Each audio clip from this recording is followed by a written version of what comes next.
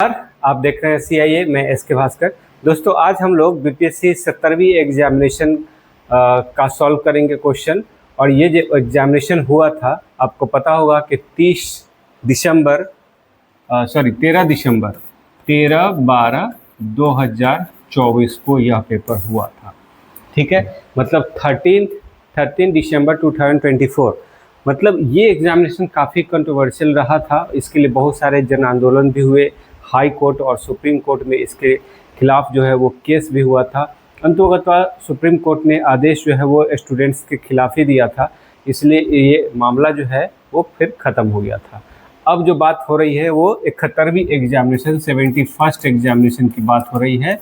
और ये एग्जामिनेशन प्रस्तावित है 30 अगस्त यानी 30/8/2025 को। ठीक है, तो 13/12/2024 को जो हुआ था वो 70वीं एग्जामिनेशन हुआ था, बीपीएससी प्री एग्जामिनेशन। ठीक है, बहुत ही इसमें जो क्वेश्चंस पूछे गए थे, हालांकि कट ऑफ जो है ये 90 के आसपास था जनरल का, यूआर का आप कह सकते हैं, और 85 के आसपास जो है वो बीसी का था। ओबीसी नहीं कह सकते हैं, बीसी। ठीक है, 84.75 मान के चलिए, इतने का था, 85 ही मान के चलिए, ज़्यादा राउंड फिगर में ठीक रहेगा। तो ये सब जो है कट ऑफ जो है और साल के मुकाबले थोड़ा कम गया था। क्यों गया था? क्योंकि पोस्ट की संख्या इसमें बहुत ज़्यादा थी। तो पोस्ट की संख्या ज़्यादा होने से कैंडिडेट ज़्यादा होंगे तो कट ऑफ डेफिनेटली कम ही होंगे। लेकिन इस बार जो है स्टूडेंट की संख्या जो है क्या हो जाएगी, ज़्यादा तो होगी लेकिन पोस्ट की संख्या कम है। तो इस तरफ मान के चले कि 95 प्लस कट ऑफ तो पक्का रहेगा यूआर का, और जो ओबीसी है यानी बीसी है वो 90 प्लस कट ऑफ तो आना चाहिए। अगर क्वेश्चन का लेवल थोड़ा अगर ऊपर हो गया जो पूछा गया था तो हो सकता है कि इससे भी मामला रिड्यूस हो जाए, कुछ कम हो जाए। तो हम लोग जो यहाँ प्रैक्टिस कर रहे हैं, इसलिए प्रैक्टिस कर रहे हैं ताकि 71वीं एग्जामिनेशन को ठीक से टारगेट कर दिया जाए। जो 70वीं एग्जामिनेशन बीपीएससी का हुआ था उसमें लगभग 7 क्वेश्चन ही पूछे गए थे, 10 क्वेश्चन नहीं पूछे गए थे, लेकिन क्वेश्चन का स्टैंडर्ड ठीक ठाक था। मैथमेटिक्स उसमें मान के चलिए कि 7 में 7 अगर आप बना लेते हैं, ठीक है, तो 90 में से 7 और माइनस कर लीजिए, मतलब कट ऑफ जो है वो 83 के आसपास ही था। अभी आप क्वेश्चन देखेंगे तो आपको पता चल जाएगा कि ये बनाना आसान था। तो आप मैथ को हटा दीजिए तो आप समझ सकते हैं कि कट ऑफ कितना है, 83 है। जो ओबीसी का कट ऑफ 85 मान रहे थे वो सही मायने में 78 है, अगर मैथमेटिक्स को हटा दिया जाए तो। ठीक है, मतलब 143 क्वेश्चन पर अगर 7 क्वेश्चन मैथमेटिक्स को हटा लिया जाए उसमें कट ऑफ ये 83 है। आप सोच सकते हैं 60 क्वेश्चन को हटा सकते हैं आप। आ रहा है समझ में? तो इसीलिए आप देख सकते हैं कि मैथमेटिक्स का कितना बड़ा रोल है। ये एक एक क्वेश्चन मायने रखता है, क्योंकि इसमें नेगेटिव मार्किंग जो है वो ये 1/3 है, ये भी ध्यान रखना है। तो चलिए क्वेश्चन पर हम लोग डिस्कस करते हैं कि क्वेश्चन क्या था, कितना आसान क्वेश्चन था, किस तरह से ये सॉल्व करना था। यहाँ देखिए ये क्वेश्चन दिया गया है, यहाँ पर ये क्वेश्चन दिया गया है। अब लिख रहा है कि भाग का मतलब प्लस हो, माइनस का मतलब भाग हो, गुना का मतलब माइनस हो, मतलब घटाव हो, और प्लस का मतलब गुना हो। तो जो दिया गया है उसका मान क्या है, ये क्वेश्चन पूछ रहे हैं। तो सबसे पहले यहाँ पर हम लिख देते हैं कि 36 है, गुना का मान क्या बोल रहा है, देखिए गुना का मतलब है माइनस, तो -4 लिख देंगे। ब्रैकेट का काम पहले होता है। अच्छा, माइनस का काम बोला है कि ये भाग है, ये 8 से, और जो मल्टीप्लाई है बोला है मल्टीप्लाई का काम है माइनस, तो -4 ऊपर हो गया, डिवाइडेड बाई नीचे है 4, प्लस का काम का मतलब बोला है मल्टीप्लाई 8, मल्टीप्लाई का मतलब है -2, और प्लस का मतलब है कहाँ गया ये, प्लस का मतलब है मल्टीप्लाई 16, और डिवाइड का काम है यहाँ पर +1। ठीक है, तो ये वैल्यू है। अब इसको सॉल्व कीजिए, आपका आंसर आ गया। अब देखिए 4 से इसको अगर माइनस करेंगे तो 36 में से 4 माइनस हुआ तो 32, क्योंकि ब्रैकेट का काम पहले होता है। फिर उसके बाद है डिवाइडेड बाई 8 -4। एक चीज़ यहाँ दिखने से पता चल रहा है, नीचे चाहे कुछ भी कैलकुलेशन हो उससे हमें मतलब नहीं है फिलहाल। यहाँ से आपको पता चल जा रहा है कि 8 चौका 32, पहले डिवाइड का काम करेंगे, और 4 - 4 फाइनली 0, मतलब न्यूमरेटर यानी ऊपर वाला ही 0 आ गया। नीचे चाहे कुछ भी आ जाए उससे क्या फ़र्क पड़ता है, अगर 0 में किसी भी नंबर से आप डिवाइड करेंगे तो 0 ही आएगा। इस तरह से आप देख सकते हैं कि ऑप्शन ए हमारा राइट आंसर है। नीचे का कैलकुलेशन करने का कोई ज़रूरत ही नहीं है, टाइम बर्बाद नहीं करना है, ऊपर ही देखते हुए पता चल रहा है कि ये 0 आ रहा है। ठीक है, बहुत आसान क्वेश्चन था, इसको बनाना टेंशन वाला बात नहीं था। उस हिसाब से देखा जाए तो कट ऑफ वाकई में थोड़ा सा कम गया। इसमें था निम्नलिखित आकृति PQRS में कितने त्रिभुज है। त्रिभुज जहां पर काउंट करने वाली बात आ जाए ना, तो एक चीज याद रखिएगा, जब ऐसा फिगर हो तो इसमें 3 होता है ट्रायंगल। कौन कौन सा? एक ट्रायंगल ये हुआ, एक ट्रायंगल ये हुआ, 2 ट्रायंगल हो गया। तीसरा ट्रायंगल कौन सा होगा? जो बड़ा वाला है। तो ऐसा फिगर जहां कहीं भी देख लीजिए तो आप देख लीजिए, इसको काउंट करके 3 ट्रायंगल तो आप जरूर काउंट कर लीजिए। तो यहां पर जो है वो ऐसे बन रहा है, ठीक है। तो इसका मतलब 1 2 और ये बड़ा वाला, तो कुल मिला के कितने ट्रायंगल बन गए यहाँ पर? 3। सेम यहाँ पर देख लीजिए ऐसे, और बीच में ये है, तो इसके जैसा 3 ट्रायंगल है। तो यहाँ भी कितने ट्रायंगल बन जाएंगे? यहाँ भी बन जाएंगे 3 ट्रायंगल। उसके बाद अगर आप देख सकते हैं कि यहाँ से ऐसे करके ये भी एक ट्रायंगल बन रहा है, तो इधर भी कितने ट्रायंगल बन जाएंगे? 3। तो फिलहाल 3 + 3 + 3 यानी टोटल अभी फिलहाल 9 हो रहा है, ठीक है। उसके बाद जो और ट्रायंगल हो सकते हैं, क्या क्या ट्रायंगल हो सकते हैं? तो देखिए यहाँ पर जो है हम लोगों ने इस ट्रायंगल को नहीं काउंट किया है। एक ट्रायंगल ये हो गया, दूसरा ट्रायंगल ये हो गया, और उसके बाद तीसरा ट्रायंगल यहाँ से लेकर के यहाँ तक हो गया। तो 3 ट्रायंगल और हो गए। उसके बाद और ट्रायंगल जो भी है वो काउंट हो चुके हैं, रिपीट हो जाएगा, इसलिए आप छोड़ देते हैं। तो 9 + 3 कुल मिला के आपके पास यहाँ पर 12 ट्रायंगल है। 12 मतलब option C is the right answer. Option C यहाँ पर आपका राइट आ जाता है, ठीक है। कुल मिला के यहाँ 12 ट्रायंगल हैं। यहाँ पर लिख रहा है कि निम्नलिखित प्रश्न चिन्ह क्वेश्चन मार्क के स्थान पर क्या आएगा, ठीक है। अब यहाँ एक चीज़ देखिए कि ये 36 है, परफेक्ट स्क्वायर है। 16 जो है वो भी परफेक्ट स्क्वायर है। 64 जो है वो भी परफेक्ट स्क्वायर है। ये 6 का स्क्वायर है, ये 4 का स्क्वायर है, ये 8 का स्क्वायर है, ठीक है। पैटर्न नहीं बना लेकिन परफेक्ट स्क्वायर है। लेकिन एक चीज़ पैटर्न समझ में आ रहा है, 16 और 10 का डिफरेंस कितना है? 6। 15 और 21 का डिफरेंस कितना है? 6। मतलब जो दोनों मतलब साइड में है उसका डिफरेंस 6 है। उसी तरह 13 और 10 का डिफरेंस कितना है? 3। 7 और 10 का डिफरेंस कितना है? 3। दोनों का डिफरेंस यहाँ सेम है। तो यहाँ दोनों में 6 का डिफरेंस, यहाँ 3 का डिफरेंस है, तो यहाँ भी डिफरेंस सेम ही होना चाहिए। तो 15 और 14 का डिफरेंस क्या होगा? 1। तो 21 और यहाँ पर कुछ भी होगा उसका डिफरेंस क्या आना चाहिए? तो या तो यहाँ पर 22 होना चाहिए या फिर 20 होना चाहिए। तो क्या 20 है? 20 भी हो सकता है, लेकिन यहाँ पर क्या हम ध्यान रखेंगे कि 20 इसीलिए नहीं होगा, ठीक है, क्योंकि यहाँ पर क्या है कि 15, अब देख सकते हैं कि 10 + 6 15 + 21, ठीक है। अब यहाँ पर 21 है, तो 21 से एक ये ज़्यादा वाला ही होगा, कम वाला नहीं होगा। आ रहा समझ में? तो इसलिए 22 होगा। 20 को हम इग्नोर करेंगे क्योंकि यहाँ नीचे से ऊपर की तरफ ये ऑलरेडी जा रहा है, यहाँ ऊपर से नीचे की तरफ जा रहा था तो यहाँ कम था, देख रहे थे। और यहाँ देखिए नीचे से ऊपर की तरफ जा रहा है तो यहाँ भी ऊपर से तरफ जा रहा है, ठीक है। तो इसका मतलब ये भी ऊपर की तरफ जाएगा, इसका मतलब ये 22 ही होगा, 20 नहीं हो सकता है।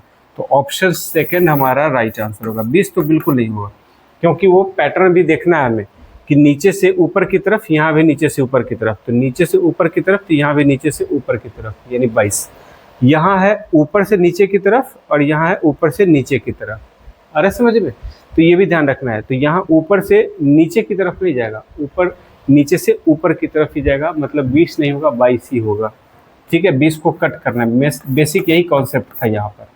परफेक्ट स्क्वायर से कोई मतलब नहीं था यहाँ पर, आ रहा समझ में? आपको मेन डिसाइड करना था 20 होगा कि 22 होगा। तो आप समझ लग गए होंगे कि यहाँ ऊपर और नीचे के मामले में यहाँ पर कैसे ट्रिक लगाना है। तो उस हिसाब से 22 हमारा राइट आंसर हो गया। क्लियर? चलिए नेक्स्ट क्वेश्चन देखिए, डायरेक्शन से रिलेटेड क्वेश्चन है। जब कभी भी डायरेक्शन से रिलेटेड क्वेश्चन दे दे तो ऊपर नॉर्थ, नीचे साउथ, यहाँ पर ईस्ट और यहाँ वेस्ट जरूर आप लिख लें। अब क्वेश्चन बनाएंगे। लिख रहा है गौरव उत्तर की ओर 20 मीटर चलता है, तो ठीक है, यहाँ पर उत्तर की ओर 20 मीटर चलता है। यहाँ से चला, ये इसका प्रारंभिक है, यहाँ पर जो है ये प्रारंभिक बिंदु है, प्रारंभिक बिंदु है, ठीक है। और फिर बाईं ओर मुड़ता है, तो जो आदमी ऐसे जा रहा है तो उसका बाईं ओर इधर होगा, तो बाईं ओर मुड़ता है और 40 मीटर चलता है, तो 40 मीटर मान लीजिए ऐसे चल दिया, ऐसे चला 40 मीटर, ये 20 मीटर है। फिर वह बाईं ओर मुड़ता है और 20 मीटर चलता है, यहाँ जा रहा था उसका बाईं ओर नीचे की तरफ होगा, उसका बाईं ओर कहाँ आएगा, नीचे की तरफ आएगा ऐसे, और ये भी 20 मीटर चलता है। फिर उसके बाद दाई मुड़ता है, तो जो लोग नीचे की तरफ है उसका दाई इस टाइप में होगा, तो इसका मतलब इस साइड में होगा। और फिर बोलता है 20 मीटर चलता है, ऐसे 20 मीटर चलता है, अपनी मूल स्थिति से कितनी दूरी पर है, तो यहाँ पर जो है अंतिम बिंदु हो जाएगा, यहाँ जो है वो क्या है, अंतिम बिंदु। समझने के लिए मैं लिख दे रहा हूँ यहाँ प्रारंभिक बिंदु। तो आप देख सकते हैं कि यहाँ से लेकर के यहाँ तक अगर ऊपर 40 है तो नीचे भी 40 मीटर होगा, और यहाँ जो है ये 20 मीटर होगा, तो यहाँ से लेकर के यहाँ तक टोटल डिस्टेंस क्या होगा, 40 प्लस 20, 40 प्लस 20 यानी कुल मिला के यह 60 मीटर के डिस्टेंस पर है प्रारंभिक बिंदु के हिसाब से। तो ऑप्शन डी में है 60 मीटर, मतलब ऑप्शन डी राइट आंसर हो जाएगा। अरे समझ में बहुत आसान क्वेश्चन था डायरेक्शन का, कुछ भी इसमें टफ नहीं था, आसान से आप खुद से भी प्रैक्टिस करेंगे तो आसानी से सॉल्व कर पाएंगे।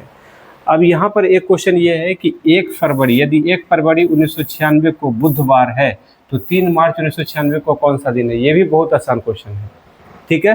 क्योंकि यहाँ 1996 जो है ये 4 से डिविजिबल है, मतलब यह जो है अधिवर्ष है, या इसको हम लोग लीप ईयर के रूप में मानेंगे कि यह लीप ईयर है। तो इसमें जो है फरवरी में टोटल 29 दिन होंगे, तो 1 फरवरी है तो 1 फरवरी प्लस 28 दिन हो जाएगा, तो यह 29 तारीख, यानी कि 1 तारीख को अगर बुधवार था तो 28 दिन जो कि 7 से पूरी तरह डिविजिबल है, इसका मतलब 29 तारीख को भी बुधवार ही होगा, क्योंकि 7 से इसलिए क्योंकि 7 दिन का एक सप्ताह होता है। तो क्वेश्चन पूछ रहा है कि 3 मार्च को क्या होगा, तो अगला दिन 1 तारीख, फिर 2 तारीख, फिर 3 तारीख, तो 3 ये मार्च में आ जाएगा। तो 3 मार्च को कौन सा दिन था, मैं एक छोटे छोटे टाइप से मैं बता रहा हूँ ताकि आप समझे इस चीज़ को। क्वेश्चन बनाना बड़ी बात नहीं है, वो तो आसान ही था, लेकिन आप समझिए कि इस क्वेश्चन को कैसे सॉल्व करना था जल्दबाजी में, कि कम समय में इसको अच्छे से सोच सके, तभी तो कट ऑफ जो है उसके आसपास में जाएंगे। तो अब देखिए ये बुधवार था, तो 29 तारीख बुधवार है, तो इसका मतलब ये गुरुवार हो जाएगा, और उसके बाद ये क्या हो जाएगा, शुक्रवार हो जाएगा, और 3 तारीख क्या हो जाएगा, शनिवार हो जाएगा। आ रहा समझ में, 3 दिन उसमें जो है वो ऐड हो जाएगा, तो ऑप्शन डी यहाँ पर है शनिवार, ऑप्शन डी हमारा राइट आंसर हो जाएगा। आ रहा समझ में, क्लियर क्वेश्चन है ये, बहुत ही आसान है। अब जैसे यहाँ है एक निश्चित कोड भाषा में कंप्यूटर को ऐसे लिखा जाता है, तो उसी कोड भाषा में मेडिसिन को कैसे लिखा जाएगा। तो आप यहाँ पर देख सकते हैं कि C को R लिखा गया है और R को C लिखा गया है, ठीक है। तो इसका मतलब है कि M को E लिखा जाएगा और E को M लिखा जाएगा उल्टा। तो पहला E और लास्ट में M होना जरूरी है, तो पहला E, तो इसमें पहला M है, यहाँ भी पहला M है, तो ये तो गलत ही होगा। अब पहला E सही है और लास्ट में M, ये भी सही है, 2 ऑप्शन यहाँ पर राइट है। फिर आप देखेंगे कि E सेम है, O सेम है, J सेम है, D सेम है, M भी सेम है, फर्क यहाँ पर ये पड़ रहा है। अब देखिए यहाँ पर जो 5वां वर्ड है, 5वां लेटर है, इसमें हम सोचते हैं कि चौथा लेटर यहाँ P है, तो P जो है चौथा लेटर, उसका जो अगला 5वां लेटर जो है वो उससे 1 ज़्यादा है, प्लस P है तो उससे 5वां लेटर जो है वो उससे 1 ज़्यादा है, तो उसका चौथा लेटर MEDIE है, तो I के बाद J होगा, 5वां लेटर जो होगा वो J होना चाहिए जो इसमें आएगा। तो 5वां लेटर जो है वहाँ यहाँ पर J है, 1 प्लस करके है, आ रहा समझ में, जैसे यहाँ प्लस है तो प्लस करके J आना चाहिए, तो यहाँ पर J है जबकि ये E है, तो ये नहीं होगा, इसका मतलब ऑप्शन डी हमारा राइट आंसर हो जाएगा। अरे समझ में, हर किसी को मिलाने का जरूरत नहीं है, कहीं पर कुछ ऐसा पैटर्न देख लीजिए कि क्या पैटर्न फॉलो कर रहा है, और उस पैटर्न के अकॉर्डिंग आप क्वेश्चन का आंसर निकाल लीजिए, ठीक है। तो आराम से ये बनेगा। चलते हैं नेक्स्ट क्वेश्चन पर। यहाँ लिख रहा है कि एक अनुक्रम है 14, 10, 6, 2 का 14वां पद क्या है। देखिए ये अर्थमेटिक प्रोग्रेशन क्या है। अर्थमेटिक प्रोग्रेशन में फॉर्मूला होता है an = a + n - 1 × d, जहाँ पर d जो है इसको CD बोला जाता है, कॉमन डिफरेंस, सार्व अंतर। तो यहाँ पर जो 14वां अंक बोल रहा है, 14वां पद क्या है, तो n बराबर 14, a का मतलब हुआ प्रथम पद यानी 14 है। उसके बाद जो d है वो किसी भी पद में से पहले वाला पद माइनस कर लीजिए, तो 10 में से 14 माइनस हो गया तो -4। यहाँ जो d है वो माइनस के सेंस में है। तो अगर हम यहाँ पर निकालेंगे तो a की वैल्यू क्या रखेंगे, a की वैल्यू रखेंगे यहाँ 14, 14 और प्लस n-1, तो 14 में से 1 माइनस करेंगे, क्योंकि यहाँ n की वैल्यू यहाँ पर 14 है वो भी पता है, और जो d की वैल्यू है माइनस में 4 है। ठीक है, सब चीज़ तो मिल गया हमारे पास। तो अब ये करेंगे 14, इसमें से ये माइनस होगा। चलिए एक स्टेप और लिख देता हूँ ताकि आपको समझने में आसानी हो। ठीक है, तो ये हो गया 14 और प्लस इंटू माइनस, माइनस होगा 13 चौका 52, 52। अब बड़ा संख्या माइनस में है इसलिए माइनस में आंसर होगा, प्लस वाला तो होगा नहीं। अच्छा, यह सब माइनस में। ठीक है, 52 में से 14 माइनस करना है, तो 52 में से 4 माइनस करेंगे तो 48, 48 में से 10 माइनस करेंगे तो 38, मतलब -38 हमारा राइट आंसर हो जाएगा। तो -38 जो है ऑप्शन सी में है। ऑप्शन सी हमारा यहाँ पर राइट आंसर होता है। ये भी बहुत आसान क्वेश्चन था, भले ही फार्मूला बेस्ड पर था। ये 10th क्लास तक तो ये आजकल पूछा ही जा रहा है, 10th क्लास तक तो ये सिलेबस में है, 10th क्लास के स्टूडेंट ये ऑलरेडी पढ़ते हैं। ठीक है, तो ये क्वेश्चन हम ये नहीं कह सकते हैं कि टफ है, ये क्वेश्चन भी बहुत ही आसान है। टोटल 7 क्वेश्चन ही पूछा गया था 17वीं एग्जामिनेशन में, तो यही 7 क्वेश्चन है। आप देख सकते हैं, आप अपने पास या कहीं भी प्रीवियस ईयर क्वेश्चन देख लीजिएगा, उससे भी प्रैक्टिस कर लीजिएगा। तो आप वीडियो में बने रहें, और भी अन्य साल का जो प्रीवियस ईयर क्वेश्चन है या बीपीएससी जो और एग्जामिनेशन कंडक्ट कराता है, जैसे कि बिहार टीचर एग्जामिनेशन है या सीडीपीओ एग्जामिनेशन भी किया था, उस सब का क्वेश्चन जो है हम लोग डिस्कस करेंगे। तो इसके लिए आप चैनल सब्सक्राइब कर लीजिए अगर नए हैं तो। वीडियो अगर ये अच्छा लग रहा तो कृपया इसे लाइक और शेयर जरूर कीजिएगा, ताकि हम लोग और इस पर नए नए वीडियो बनाते रहें। मिलते हैं नए वीडियो में, तब तक के लिए नमस्कार। Thank you for watching.